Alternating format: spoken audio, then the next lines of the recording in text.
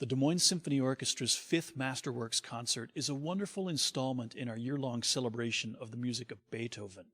And it also continues a trend of programs where we match works by contemporary composers with masterpieces of the past. Each of the first 3 programs this season included music by Beethoven, a concerto to highlight the skills of solo artists, and a heavyweight symphony for a profound musical journey.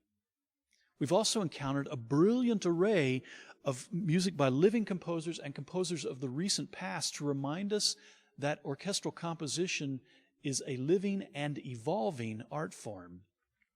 On this concert, we enjoy each of these components again, and as with our September and October concerts, we have a tremendous symphony that takes us on a journey from tragedy to triumph.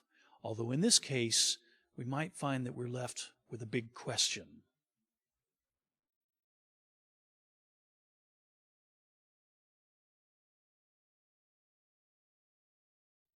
The program opens with John Harbison's Remembering Gatsby, which he subtitles A Foxtrot for Orchestra. The title reveals quite a bit about the genesis of this work by referring first of all to F. Scott Fitzgerald's novel, The Great Gatsby, and also to a dance that was very popular in the 1920s, the era in which that novel was set.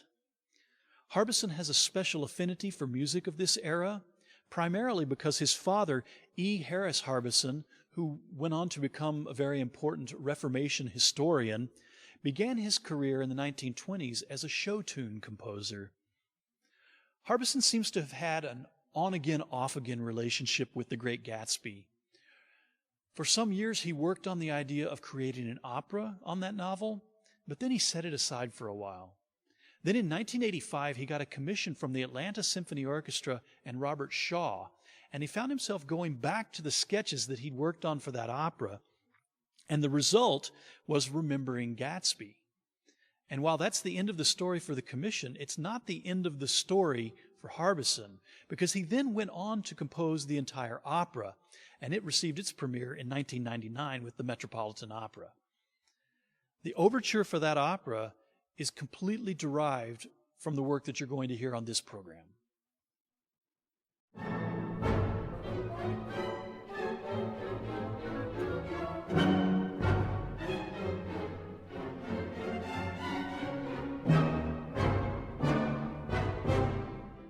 The music was inspired by images, scenes, and settings from Fitzgerald's novel.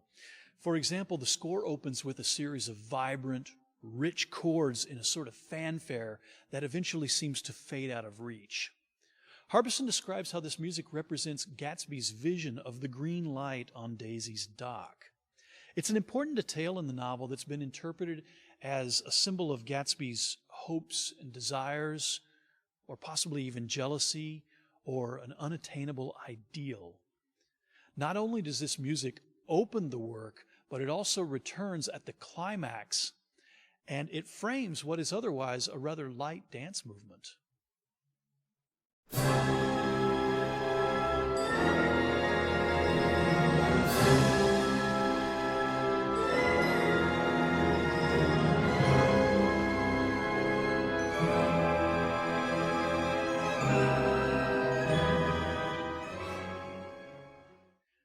Now, the foxtrot component is a fantastic way of positioning the music in place and time. The foxtrot was a very popular dance in the 1920s, especially because its fluid movements were easy to do and almost anyone could do it. It also worked really well with the jazz music of the era. Harbison originally composed this tune for a party scene in the opera, and it captures that setting to delightful effect. He presents the foxtrot with a concertino, or a solo, smaller version of the orchestra, featuring jazz-like combinations of instruments such as a drum set, muted trumpets, and a solo soprano saxophone. Even more fun, the tune is utterly charming and very catchy. If you're not careful, it's probably going to end up stuck in your head for the rest of the night.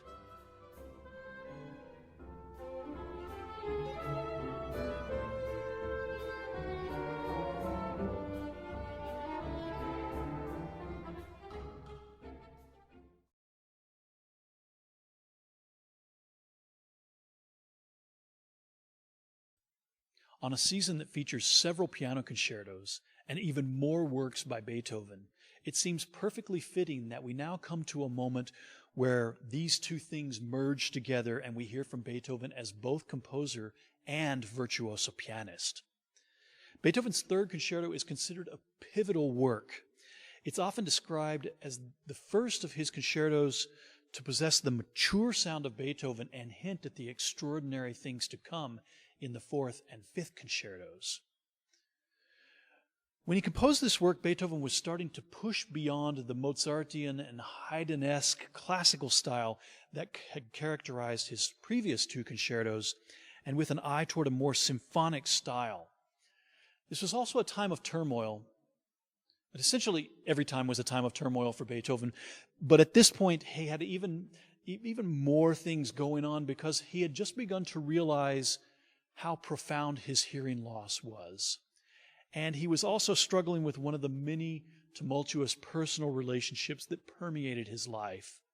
So it makes sense then that this concerto, the third, in a minor key, wanders in even darker realms.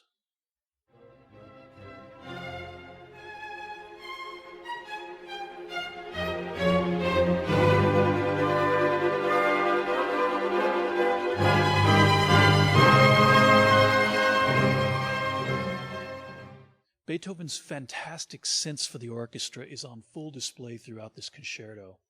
The orchestration, that is the way the instruments combine and work together, creates a broad palette of tone colors and moods where drama and tension are often developed through interaction or dialogue between instrumental groups.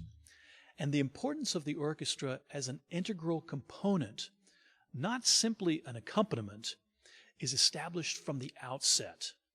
In fact, about 20% of the duration of the first movement takes place before the solo piano even enters for the first time. This stands in quite a bit of contrast with Beethoven's upcoming fourth concerto, which begins with solo piano alone. And when the piano does enter, it does so in dramatic fashion with a series of sweeping upward scales that bring it to its own solo version of that opening material.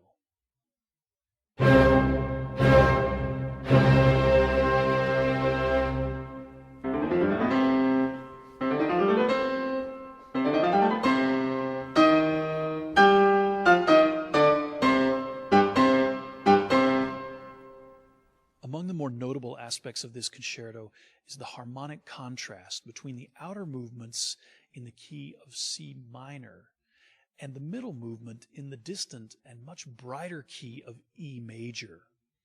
And this movement is also simply divine, with an operatic aria-like melody that's first introduced by the solo piano.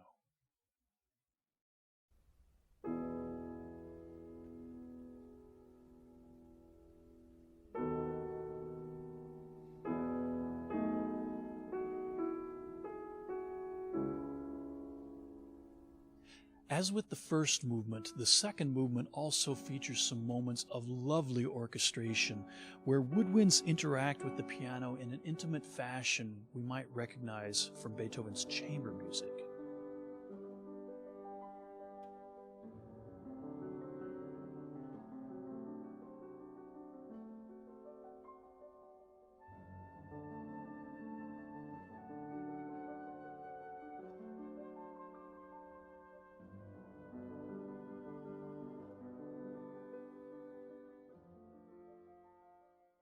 As with each of Beethoven's concertos, the finale is a rollicking rondo with ample opportunity for the soloist to show off virtuosity. But this one has a little something special when it kicks off. After spending so much time in the realm of E major in that second movement, in which the note G sharp is so important, when Beethoven begins the rondo, he starts off with a G natural that suddenly twists up to an A flat and then establishes the key of C minor again. It might seem as if he just reached out and tweaked your ear. It's all in good fun and reminds us that for all the drama, Beethoven is also a master of musical humor.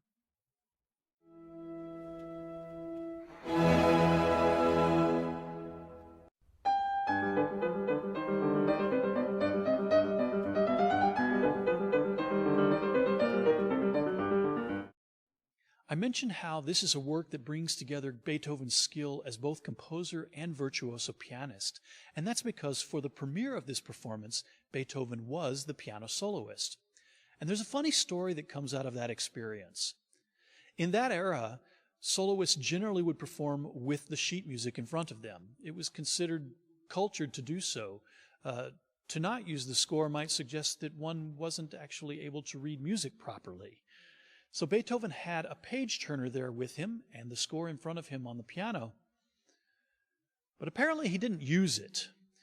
The page turner remarked afterwards that a number of the pages were blank and Beethoven would just make a gesture to suggest it was time to turn the page, or that others had what he referred to as Egyptian hieroglyphics or other unintelligible scrawlings on the page that Beethoven just ignored because the score was all completely in his head and he hadn't had time to write it down yet.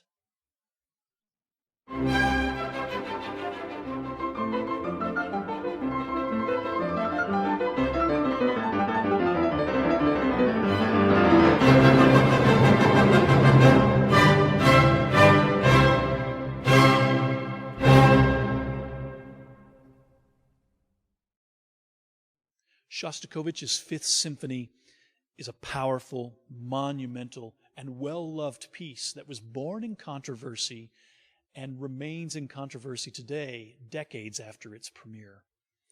I'm compelled to discuss some aspects of its history and these issues, but it would be almost impossible to give it enough attention because there's so much depth in the story, and I would rather prefer on the musical sounds themselves. So please be sure to read the program notes to learn much more about the history of the work.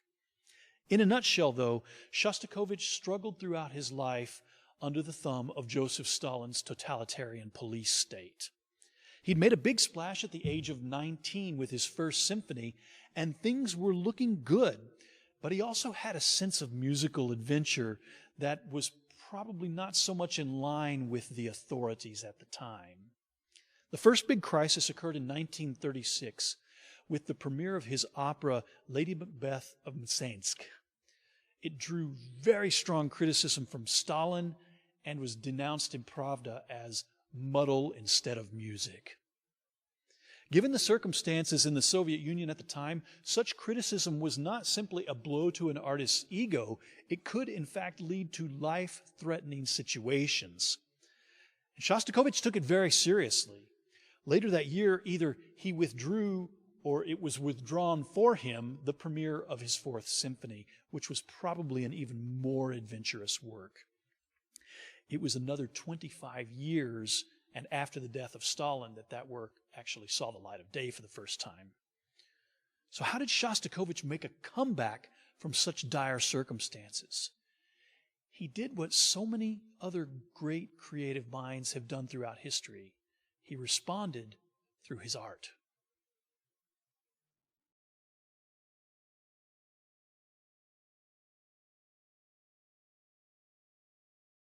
A year after the tragedy of Lady Macbeth of Mtsensk, the premiere of the Fifth Symphony was met as a tremendous triumph. The audience responded with a half-hour ovation. In the press, the symphony was described as a Soviet artist's response to just criticism. And politically, he was welcomed back, so to speak. It wasn't the end of his troubles, but it sure helped at the time. So what did he do to pull off such a dramatic recovery? Did he give up his voice? No, but he tempered it somewhat. Did he compose a cheery symphony to celebrate the glories of the proletariat? No, most of the time it's actually a dreary, dark, foreboding symphony. But he did step back somewhat with the level of dissonance, and he employed traditional structures such as the common four-movement symphonic form. More importantly, though, he took a page from the playbooks of some other composers. Beethoven, Tchaikovsky, and Mahler come to mind, whose Fifth Symphonies take this fantastic journey from tragedy to triumph. This, perhaps more than anything, is what roused the audience at the premiere in 1937 and continues to do so with audiences today.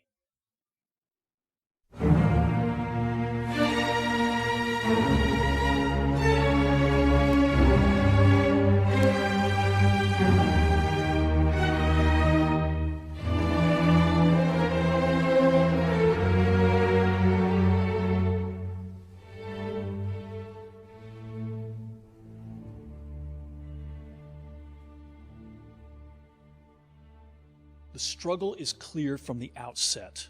The music is aggressive and forceful.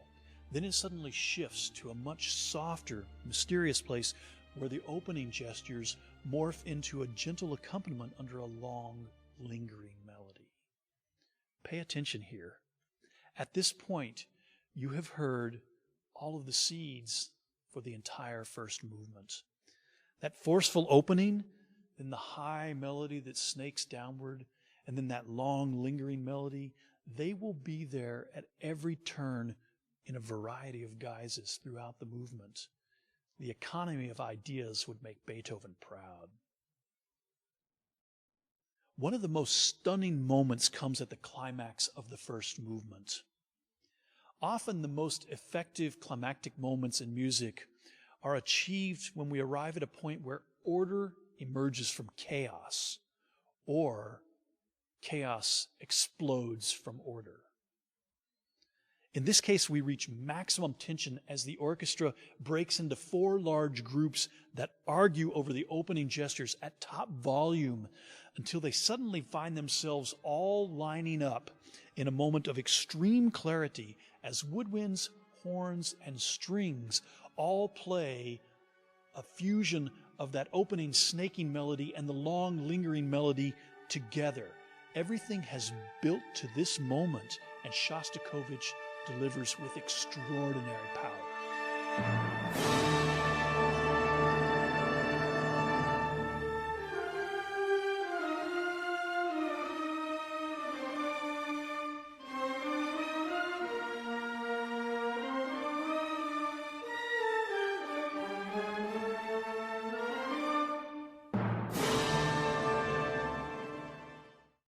The first movement ends in mystery as trumpet and timpani remind us of the opening gesture sotto voce, while the angelic tones of a celesta float upward.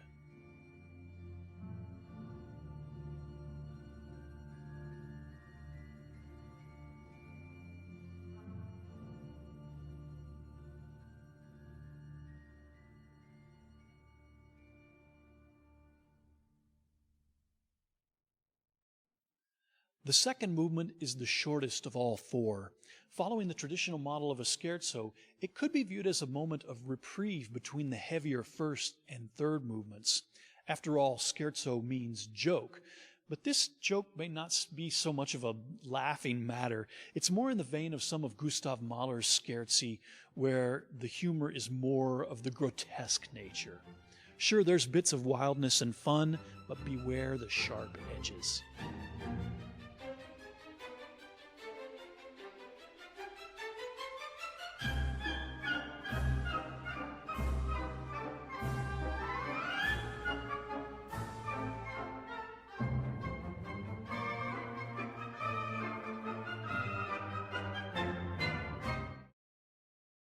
Movement 3 brings us to a moment of profundity and intimacy that we don't encounter so much in the other movements. The brass sit this one out, and we rarely hear the full complement of strings, woodwinds, and percussion all together. The violins here are divided into 3 parts rather than the more common 2-part division that we usually hear, and it gives us more of a sense of warmer and gauzier sound.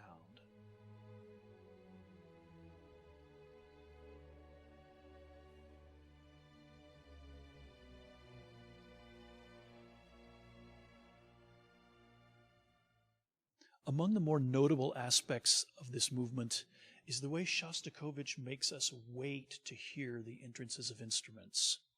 Strings establish the initial soundscape and maintain it for quite a while, so when solo woodwinds first enter, the effect is quite striking. For the most part, we encounter alternation between strings and winds rather than collaboration.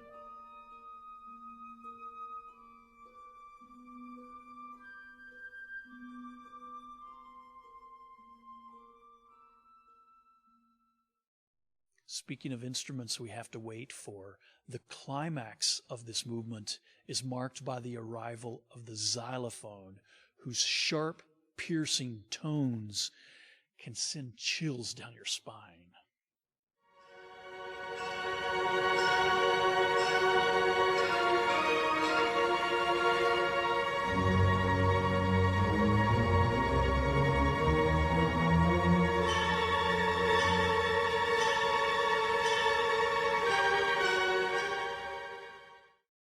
Shortly before composing the Fifth Symphony, Shostakovich set a series of 4 songs to poems by Alexander Pushkin. It's not a bad move for a composer who's trying to get back in good graces in Russia. The first of these songs is on the poem Rebirth, which begins with the image of an artist barbarian who has blackened the work of a genius with his lazy brush. The text describes how over time those alien colors fall away and the work returns to its original beauty. It doesn't take much to draw a comparison between this poem and Shostakovich's artistic experience in Stalin's Russia. Well, to drive that point home, Shostakovich opens the finale with a quote from the opening line of that song, and then later uses its accompaniment at a moment of particularly introspective contemplation.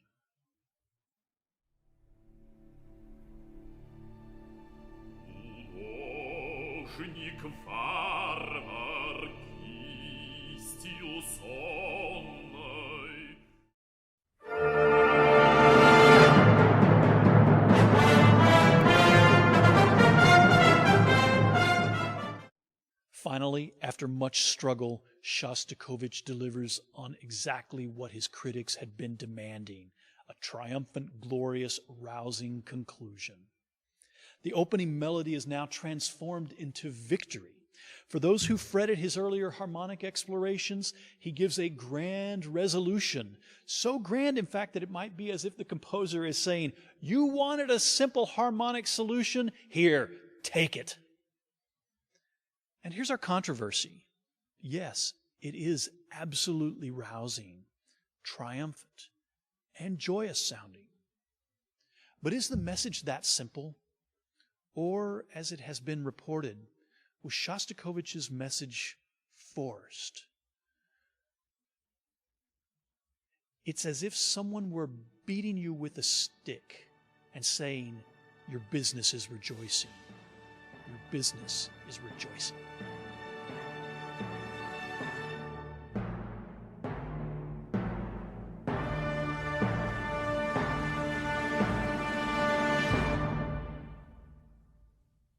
To learn much more about the music on this program, its history, and the composers who created it, please be sure to read Richard E. Rada's notes in the program book. And now, I invite you to join us, the Des Moines Symphony Orchestra and Maestro Joseph Junta, for our 5th Masterworks concert, Beethoven and Shostakovich.